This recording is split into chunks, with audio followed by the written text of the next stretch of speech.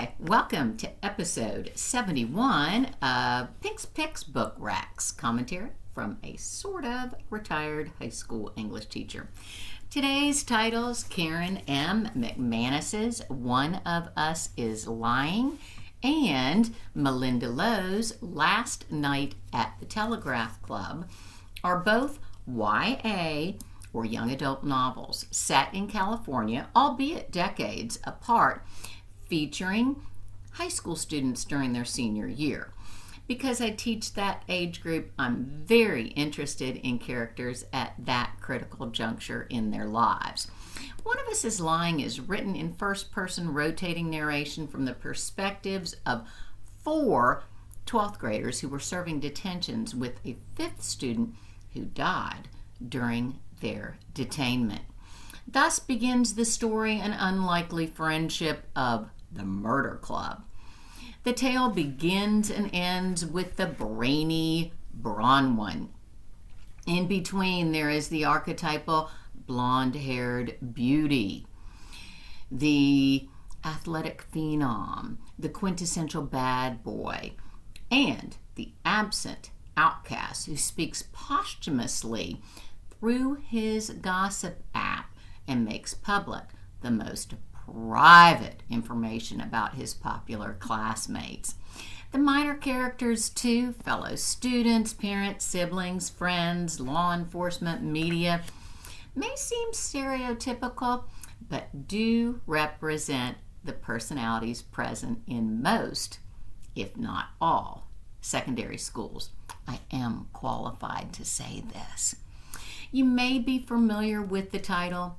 Not only was this a New York Times bestseller, but it was also made into a limited series on Peacock last fall, and it received, the program, an 89% Rotten Tomatoes rating.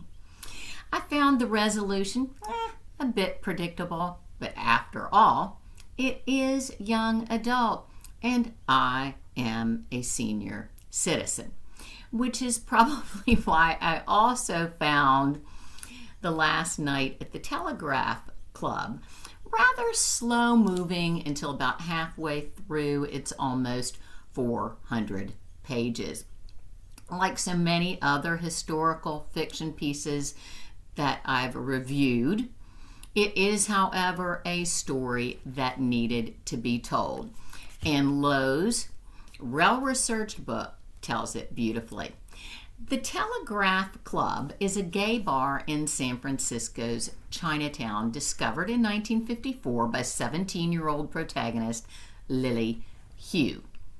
Armed with a fake ID, the hugely obedient Lily sneaks out of her house to meet her friend Kath at the club, where Lily is simultaneously fascinated by and fearful of the clientele.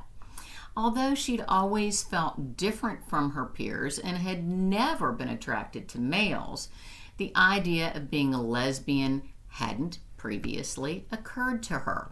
For Lily, being Asian American and gay was especially problematic at the time, when McCarthyism led to the so-called Lavender Scare, when homosexuality was believed to be linked to communism.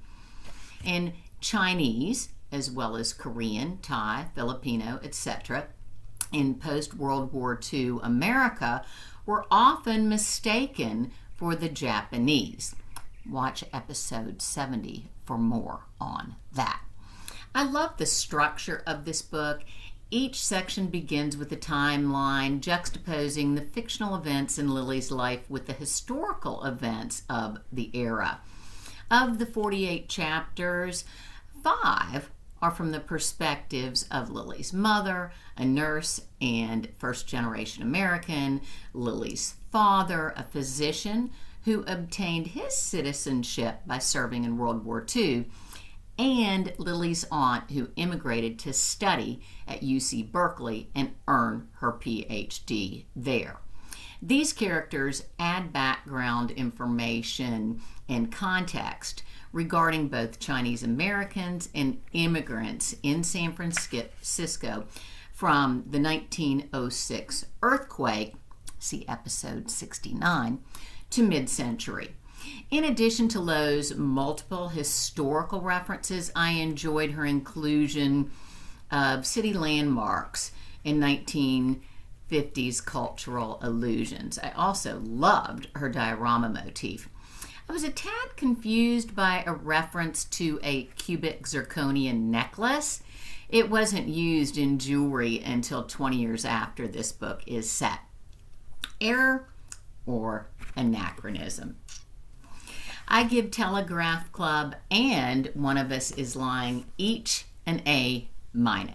Next time I'll discuss Willa Cather's My Antonia. Until then, finish your summer reading. School starts soon.